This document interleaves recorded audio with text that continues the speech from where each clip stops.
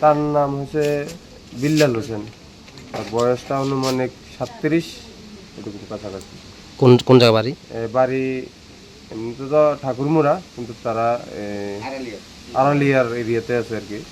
আমরা বিধায়ক যে তোফাজ্জল সাহেবের এরিয়াতে আছে। কি হয়েছে, কিভাবে মারা গেছে বিদেশে? ঘটনাটা হয়েছে, এ তো দুবাই থাকে আজকে অনেক বছর, 4-5 বছর ধরে এ দুবাই থাকে। হঠাৎ করে আমরা একটা ওইখান থেকে একটা কল আছে, কলাতে কইতেছে কয় বিল্লাল আর নেই, মারা গেছে। সেই কথা শুনে কি মানুষ সবাই একটু হতভম্ব। পরে জানা গেছে, আমরা জানতে চাইছি যে কিভাবে কি হয়েছে।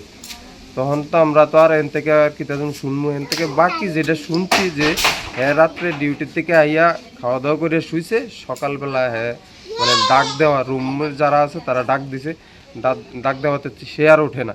তো না ওঠার কারণে অনেকে সবাই জ্বর হয়েছে, ঘরে দেখছে, পুলিশ প্রশাসন গেছে, দেখছে যে হ্যাঁ মৃত অবস্থায় শুয়ে আছে। এতটুকুই আমরা জানি। আমি তো আগে থেকে কোনো শারীরিক সমস্যা আছে না এমন তেমন কোনো কিছুই নাই। তে এই তো বিগত 4-5 মাস আগে বাড়িতে আইছিল। বাড়িতে আসার কারণটা ছিল এই যে তার দুইটা ছোট ছোট ছেলে, একটা ছেলে একটা মেয়ে। তার ছোট ছেলেটার হার্ট অপারেশন হয়েছিল, হার্টে ছেদ ছিল ছোট। তখন ডাইরেক্ট বেঙ্গালুরু আইছে দুবাই থেকে। এন থেকে চিকিৎসা করে অপারেশন করে বাড়িতে আইছিল। বাড়িতে অনেক দিন ছিল, যখন একটু সুস্থ হয়েছে বাচ্চা কাচ্চা, তখন আবার হয়তো বিদেশ যাইতে লাগবো। ছুটি স্বল্প সময়ের জন্য আইছিল, আবার গেছে।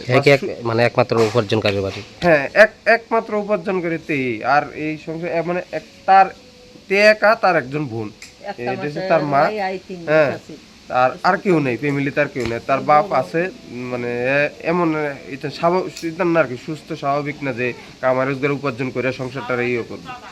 যে আমাদের এই যে বিল্লাল হোসেন মারা গেছে, আমাদের সরকার প্রশাসন বা বিধায়ক, আমাদের যে ওয়ার্ড বিধায়ক, উনি যেন এটা একটু দেখে চেষ্টা করে যে কিছু একটা যদি করা যায় তার জন্য। অনেক অসহায়, অনেক গরিব ফ্যামিলির একটা ছেলে, লাশটা আনতে যেয়েও কিছু খরচা করবে এমন একটা ফ্যামিলি, তার আর এমন কোনো কিছু নেই। যে যদি একটা কথার কথা, যদি তারা আগরতলা পৌঁছ দেয় বা কলকাতা পৌঁছ দেয়, বাকি জায়গাটাতে তারা আনবো এই ক্ষমতাটাও তার নাই।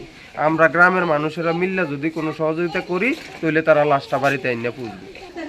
কল দিছি 9টা থেকে 11টা পর্যন্ত কল দিছি, কল ধরতেছে না। তারপর আমি কল দিতেছি, একজন লোক ধরছে, ধরে জিজ্ঞেসি যে মোবাইলের মালিক আমার কি হয়। আমি কইছি যে বাবা।